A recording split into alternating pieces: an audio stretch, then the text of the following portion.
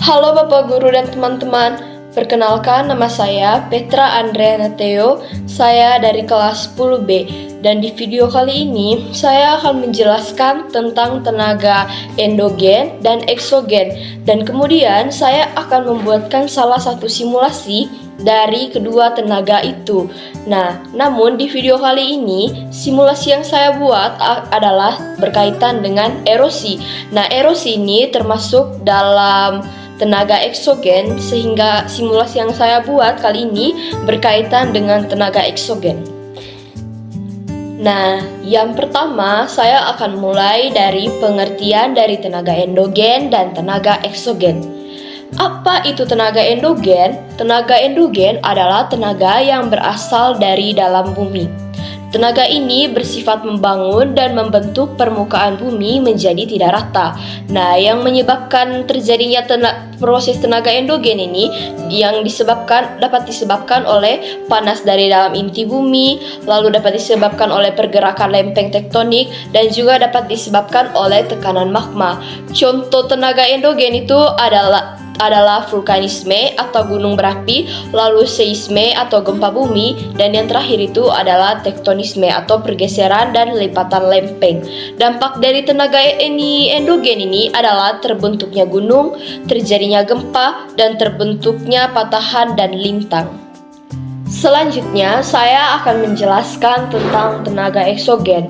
Apa itu tenaga eksogen? Tenaga eksogen adalah tenaga yang berasal dari luar bumi, terutama berasal dari air, angin, sinar matahari, es, dan gravitasi. Tenaga eksogen ini bersifat merusak atau meratakan permukaan bumi. Contohnya adalah erosi, pelapukan, sedimentasi, dan longsor atau mass wasting. Nah, kalau tenaga endogen itu membentuk gunung, maka tenaga eksogen akan mengikis gunung tersebut sedikit demi sedikit.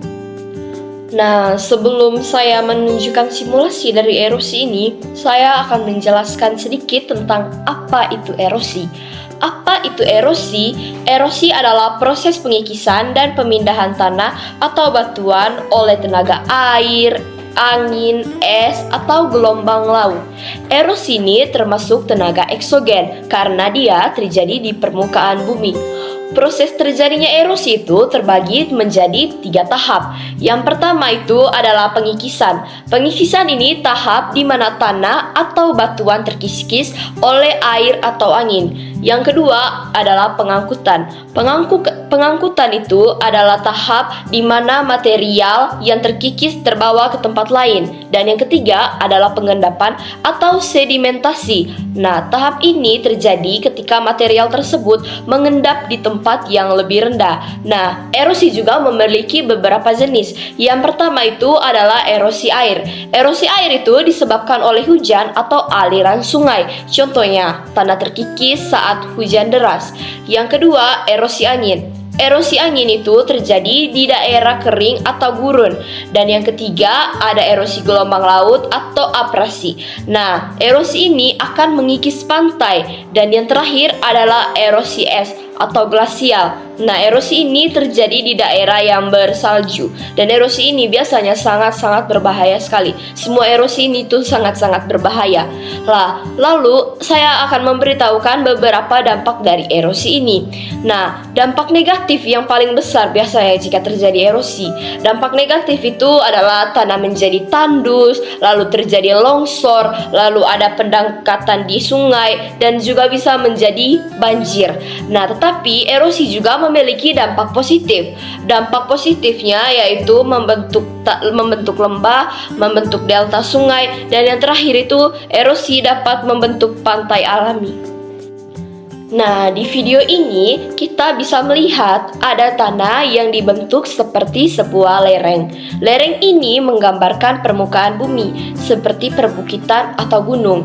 Jika tidak ada tumbuhan yang melindungi tanah, maka tanah akan lebih mudah terkikis. Nah, lalu ini adalah proses ketika air dituangkan. Air itu dianggap seperti air hujan saja, Pak Guru dan teman-teman. Nah, ketika hujan turun dengan intensitas tinggi, air akan mengalir ke bawah karena gaya gravitasi. Nah, air tersebut seperti di video tadi akan mengikis permukaan tanah. Inilah yang disebut proses pengikisan dalam erosi. Nah, lalu setelah tanah terkikis, partikel tanah akan terbawa oleh aliran air. Proses ini disebut dengan pengangkutan.